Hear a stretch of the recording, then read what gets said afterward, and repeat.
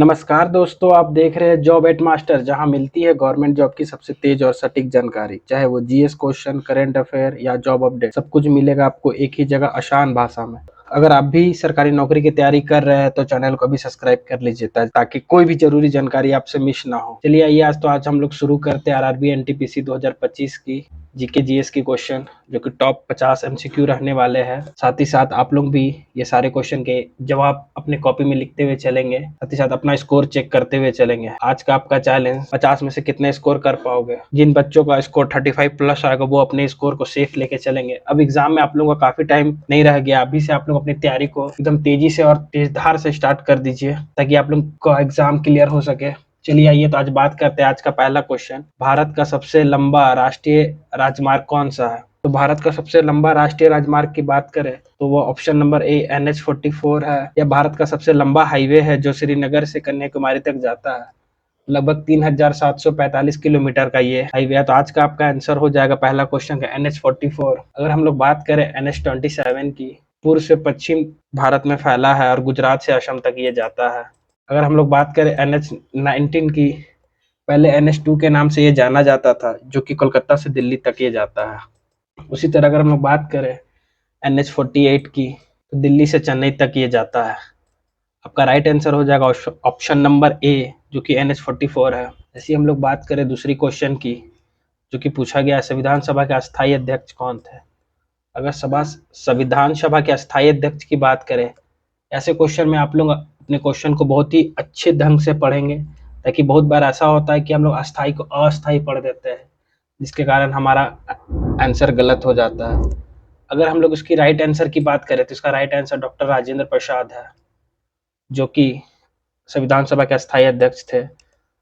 और वैसे ही हम लोग डॉक्टर भीमराव अम्बेडकर की बात करें तो ये प्रारूप समिति के अध्यक्ष थे, तो ये आपका गलत हो जाएगा। और जवाहरलाल नेहरू संघ समिति के अध्यक्ष थे, ये भी आपका गलत हो जाएगा। अगर हम लोग बात करें ऑप्शन नंबर डी की, जो कि सच्चिदानंद सिन्हा जी है, ये आप लोगों के संविधान सभा के अस्थायी अध्यक्ष रह चुके हैं। तो आप लोगों का ऑप्शन नंबर ए बिल्कुल राइट हो जाएगा। आप लोग ये सारे फैक्ट्स को भी साथ ही साथ नोट्स करते हुए चलेंगे। और आज का आप लोगों को कमेंट में अपना स्कोर जरूर बताएंगे कि आप लोगों का 50 में से कितना स्कोर बन रहा है। अगर हम लोग बात करें क्वेश्चन नंबर 3 की, एक देश एक कर किस कर प्रणाली से संबंधित है। अगर हम लोग बात करें एक देश एक कर किस कर प्रणाली से संबंधित है, तो इसका राइट आंसर हो जाएगा ऑप्शन नंबर बी, जो कि जीएसटी है। जैसा कि जीएसटी पूरे देश में एक समान अप्रत्यक्ष कर है। अगर उत्पाद शुल्क की बात करें, जो कि ऑप्शन नंबर ए की है, जो आप लोगों का गलत ऑप्शन है, वस्तुओं के निर्माण पर लगता है तथा अब जीएसटी में सम्मिलित हो चुका है ये। अगर हम लोग आयकर की बात करें, ऑप्शन नंबर सी की, तो यह एक प्रत्यक्ष कर है। आप लोग अप्रत्यक्ष और प्रत्यक्ष भी साथ ही साथ नोट करते हुए चलेंगे। अगर सेवा कर की बात करें, जो कि ऑप्शन नंबर डी में है, तो सेवाओं पर लगता है, अब हटा दिया गया है, अभी से जीएसटी लागू कर दिया गया है, बट आप लोग इसमें याद करते हुए चलेंगे कि ये सेवाओं पर लगता है। अगर हम लोग बात करें क्वेश्चन नंबर 4 की, तो संविधान में कितने मौलिक अधिकार है। तो संविधान में अगर मौलिक अधिकार की बात करें तो मौलिक अधिकार हम लोग के 6 है, जो कि अनुच्छेद 12 से 35 तक है। पहले 7 थे, लेकिन संपत्ति का अधिकार को अब मौलिक अधिकार नहीं है। ऐसे संपत्ति के अधिकार को अब आर्टिकल 300A में शिफ्ट कर दिया गया है, तो ये आपका गलत हो जाएगा। ये 8 भी गलत हो जाएगा और साथ ही साथ 5 भी गलत हो जाएगा। अगर हम लोग मौलिक अधिकार की बात करें तो इसमें हम लोग के समानता है, स्वतंत्रता है, शोषण के विरुद्ध है, धर्म की स्वतंत्रता है, संस्कृति और शैक्षणिक अधिकार है, असंवैधानिक उपचार है। तो आपको साथ साथ ये सारे 6 फैक्ट्स भी नोट करते हुए चलना है। इसी तरह हम लोग अगर बात करें अगले क्वेश्चन नंबर 5 की, झांसी की रानी की असली नाम क्या था। आप लोग झांसी की रानी को जानते होंगे, खूब लड़ी मर्दानी वो तो झांसी वाली रानी थी। एक बहुत ही अच्छा लाइन उनका काफ़ी ज़्यादा फेमस है। अगर हम लोग झांसी की रानी की अगर असली नाम की बात करें तो लक्ष्मीबाई है, जो कि ऑप्शन नंबर ए आपका बिल्कुल राइट हो जाएगा। उसी तरह अगर अहल्याबाई की बात करें तो होलकर वंश की रानी थी।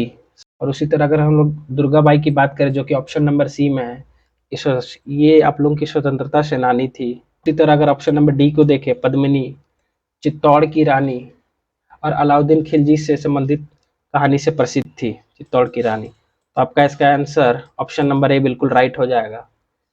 इसी तरह हम लोग अगर क्वेश्चन नंबर 6 को देखें, लोकसभा में अधिकतम सदस्य संख्या कितनी है? अगर लोकसभा के सदस्यों की संख्या की बात करें तो इसका ऑप्शन नंबर सी बिल्कुल राइट हो जाएगा, 552। संविधान के अनुसार अधिकतम 552 सदस्य हो सकते हैं। 530 राज्य से, 20 केंद्र शासित प्रदेशों से और 2 मनोनीत। वर्तमान में 545 सदस्य है। तो आपका ऑप्शन नंबर ए, बी और सी गलत हो जाएगा। आप लोग इस सारे क्वेश्चन के साथ ही साथ अपना स्कोर भी चेक करते हुए चलेंगे ताकि किनका स्कोर कितना बन रहा है, और साथ ही साथ जो मैं फैक्ट्स को बता रहा हूँ उसे भी याद करते हुए चलेंगे। हरी क्रांति का संबंध किससे है? क्वेश्चन नंबर 7, अगर हरी क्रांति की बात करें तो हरी क्रांति का संबंध कृषि उत्पादन से है, जो कि ऑप्शन नंबर बी में है, ये बिल्कुल राइट हो जाएगा। अगर हम लोग बात करें 1960 से 70 के दशक में कृषि उत्पादन में तेजी से वृद्धि हुई थी, और वैसे ही अगर हम लोग बात करें ऑप्शन नंबर ए की, जो दुग्ध उत्पादन से है, ये श्वेत क्रांति है। और हम लोग बात करें मछली उत्पादन की तो ये नीली क्रांति है। अगर हम लोग बात करें ऑप्शन नंबर डी औद्योगिक उत्पादन की, यह किसी क्रांति का नाम नहीं है।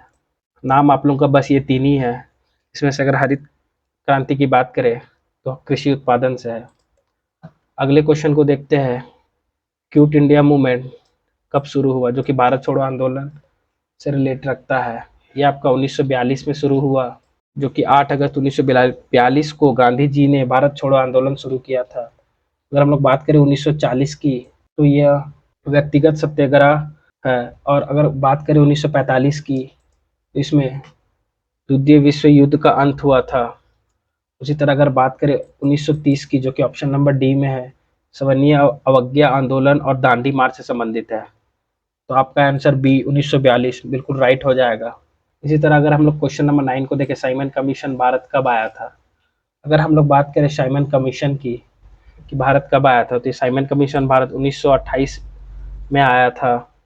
कमीशन का गठन 1927 में हुआ था, लेकिन भारत 1928 में आया था, लेकिन भारतीय सदस्य नहीं था। इसमें कोई भारतीय सदस्य नहीं थे, इसी वजह से इसमें विरोध हुआ। अगर बात करें लाला लाजपत राय इसी में घायल हुए और बाद में उनकी मृत्यु हो गई। अगर हम लोग बात करें क्वेश्चन नंबर 10 की, भारत में नोटों को छापने का कार्य कौन करता है? जैसा कि आप लोग जानते हैं कि भारत में नोटों को छापने का कार्य कौन करता है, इसका राइट आंसर हो जाएगा आरबीआई, भारतीय रिजर्व बैंक। इसका बिल्कुल सही उत्तर हो जाएगा। अगर इसके कुछ फैक्ट्स की बात करें, 2 रुपये से ऊपर के सभी नोट आरबीआई छापता है, और 1 रुपया का नोट भारत सरकार छापती है।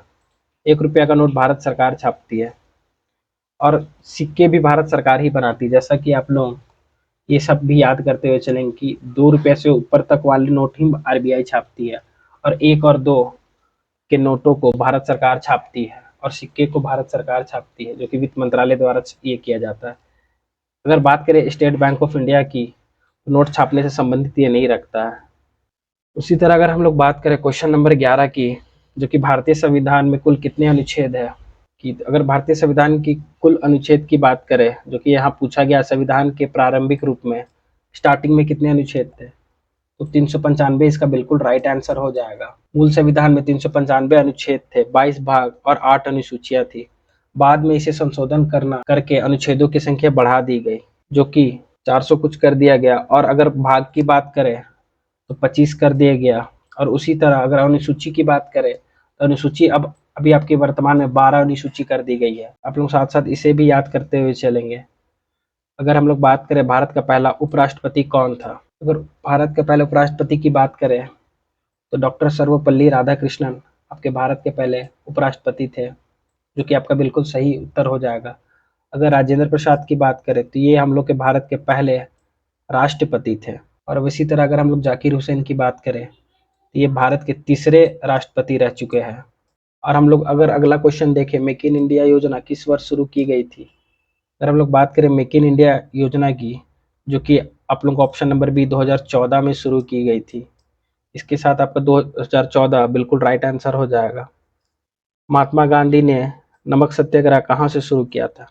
अगर हम लोग बात करें नमक सत्याग्रह की, तो ये आपके साबरमती से शुरू किया गया था, जो कि अहमदाबाद में है। अगर इसकी डेट की बात करें तो 12 मार्च 1930 को ये आपका नमक सत्याग्रह शुरू किया गया था, जो कि अहमदाबाद के साबरमती आश्रम में स्थित है।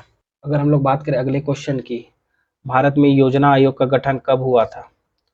अगर हम लोग योजना आयोग के गठन की बात करें तो 15 मार्च 1950 को योजना आयोग का गठन हुआ था। ऑप्शन नंबर बी बिल्कुल राइट हो जाएगा। इसे 2015 में नीति आयोग से बदल दिया गया। जैसा कि आप लोगों को पता है 2015 में नीति आयोग, जैसे कि अभी क्वेश्चन आ ही गया नीति आयोग का, नीति आयोग के वर्तमान सीईओ कौन है? अगर नीति आयोग के वर्तमान सीईओ की बात करें तो इसका राइट आंसर हो जाएगा option number C, Parameswaran Iyer, जो कि वर्तमान में अभी सीईओ है नीति आयोग के। और ऑप्शन नंबर ए की बात करें अभिकांत दा, ये आप लोगों के पहले सीईओ थे इसकी। और हम लोग अगर बात करें अरविंद पनगरिया की, तो ये आप लोग के नीति आयोग के उपाध्यक्ष है। उसी के साथ अगर हम लोग नीति आयोग के अध्यक्ष की बात करें, नीति आयोग के अध्यक्ष हमारे देश के पीएम होते हैं, जो कि प्रधानमंत्री नरेंद्र मोदी जी अभी है। अगर हम लोग अगले क्वेश्चन को देखें, 17वां क्वेश्चन, भारत का राष्ट्रीय पशु कौन है? तो भारत का राष्ट्रीय पशु की अगर बात करें तो ऑप्शन नंबर सी बाघ है। ये आपका बिल्कुल राइट आंसर हो जाएगा। बहुत कोई शेर को लगाएंगे, जो कि शेर अभी गलत है।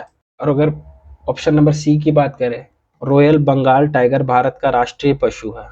पहले शेर राष्ट्रीय पशु था बट अब नहीं है। हम लोग अगले क्वेश्चन की बात करें, भारत की पहली महिला प्रधानमंत्री कौन थी? अगर हम लोग भारत की पहली प्रधानमंत्री की अगर बात करें जो कि महिला की पूछा गया है, तो इंदिरा गांधी बिल्कुल आपका राइट आंसर हो जाएगा। जो कि अगर इंदिरा गांधी के समय की बात करें 1966 में इन्हें प्रधानमंत्री बनाया गया था। और अगर सोनिया गांधी की बात करें तो ये कभी प्रधानमंत्री नहीं बनी। उसी तरह ममता बनर्जी, ये बंगाल की चीफ मिनिस्टर है, ना कि कभी प्रधानमंत्री ये भी नहीं बनी।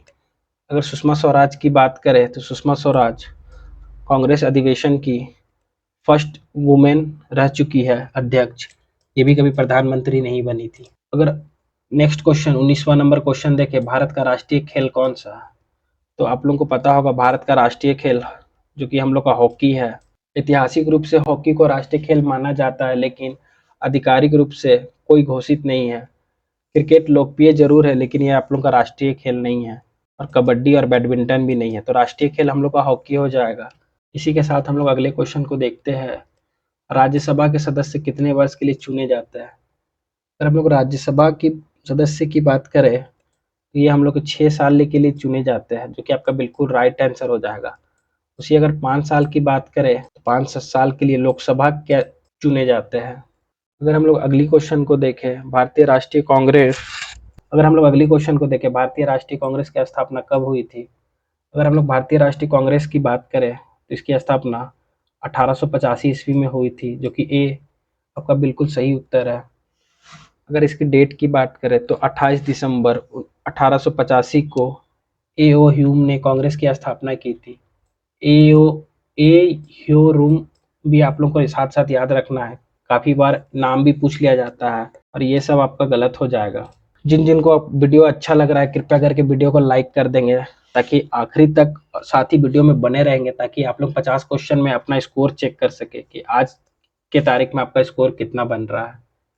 वैसे अगर हम लोग बात करें यूनो की स्थापना कब हुई थी? अगर यूनो की बात करें तो 1945 ईस्वी में यूनो की स्थापना हुई थी।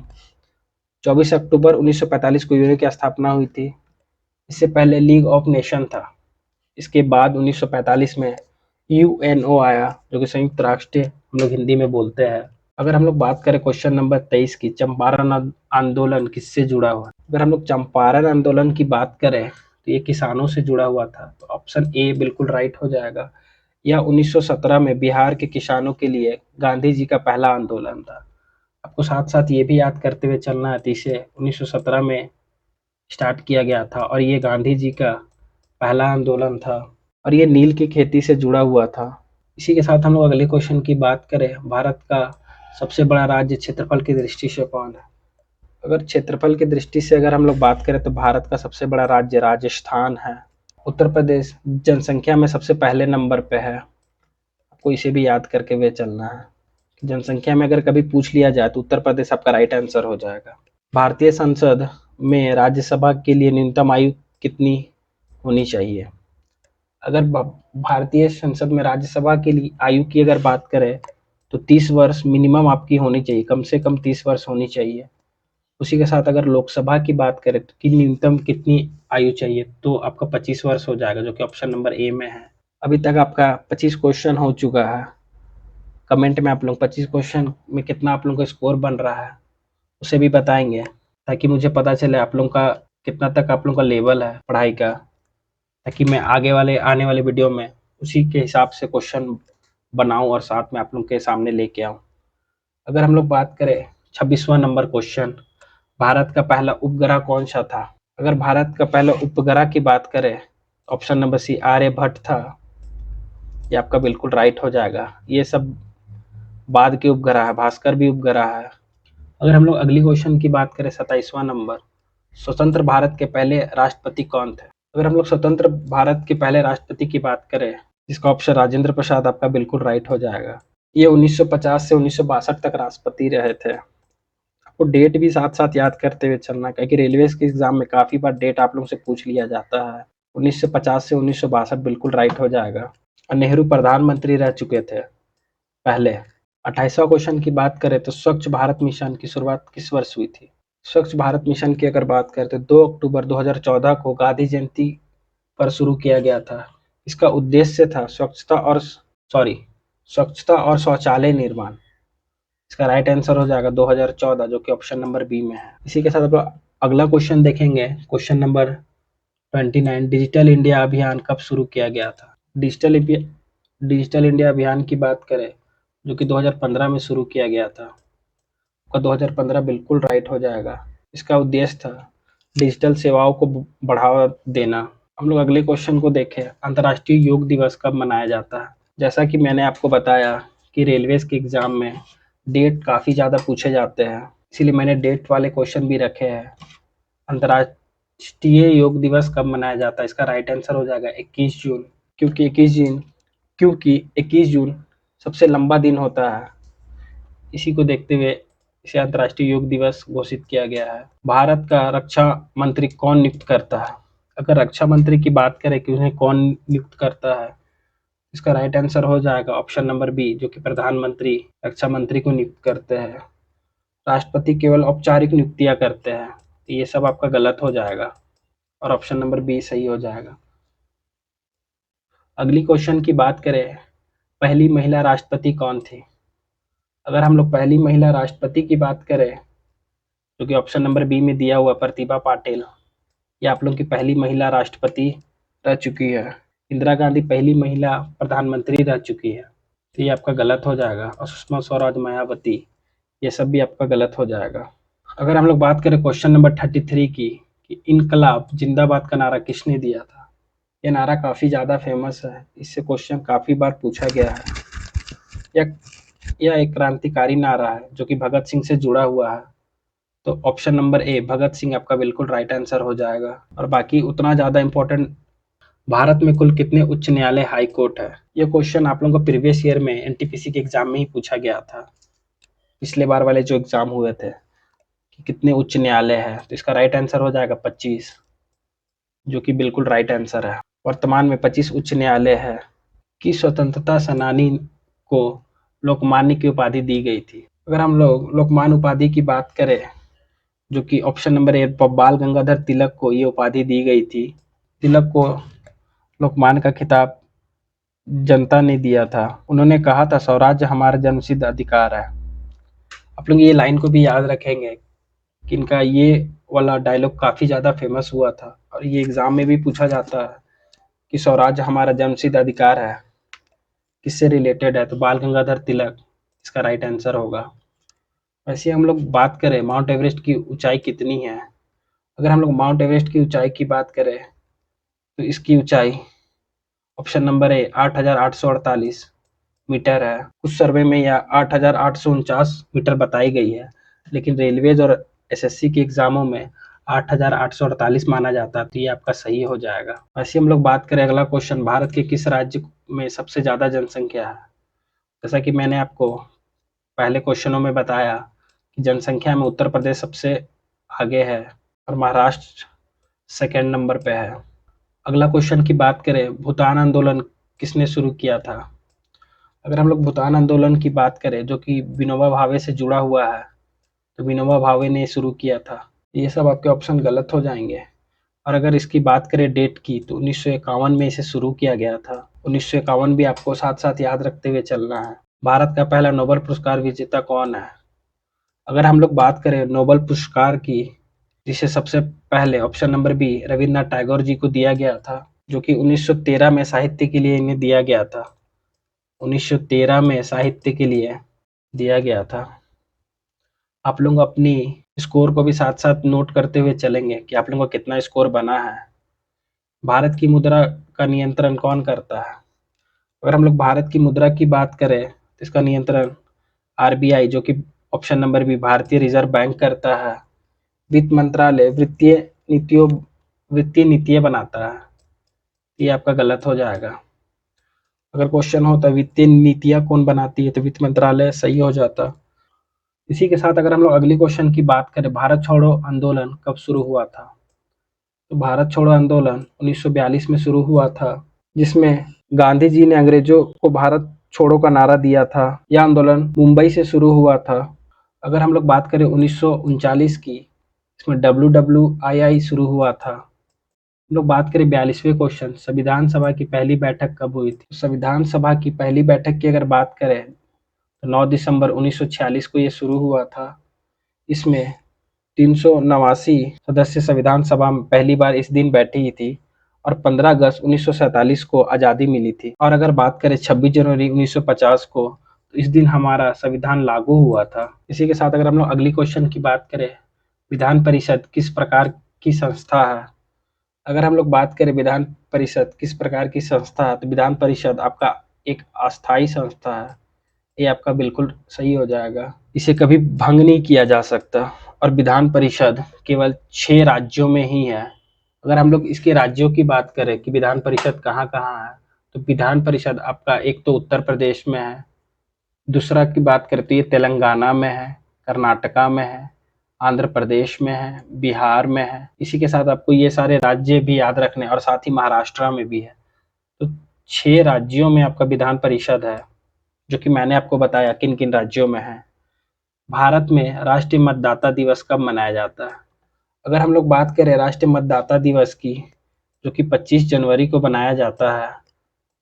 26 जनवरी से एक दिन पहले इसे मनाया जाता है और इसे 2011 में से मनाया जा रहा है। स्टार्टिंग इसकी अगर डेट की बात करें तो 2011 में इसे स्टार्ट किया गया, तब से ये मनाया जा रहा है। 25 जनवरी को चुनाव आयोग की स्थापना हुई थी 1950 में। तो इसकी स्थापना की बात करें तो 1950 में इसकी स्थापना हुई थी। इसी के साथ हम लोग 45वें क्वेश्चन को देखते हैं कि सार्क का मुख्यालय कहाँ है? अगर हम लोग सार्क का मुख्यालय की बात करें, तो ऑप्शन नंबर बी ये आपके काठमांडू में है, जो कि नेपाल की राजधानी है। सार्क की स्थापना की बात करें तो 1985 को सार्क की स्थापना की गई थी। अगर हम लोग अगली क्वेश्चन को देखें, कौन सा नेता लाल बाल पाल में शामिल नहीं था?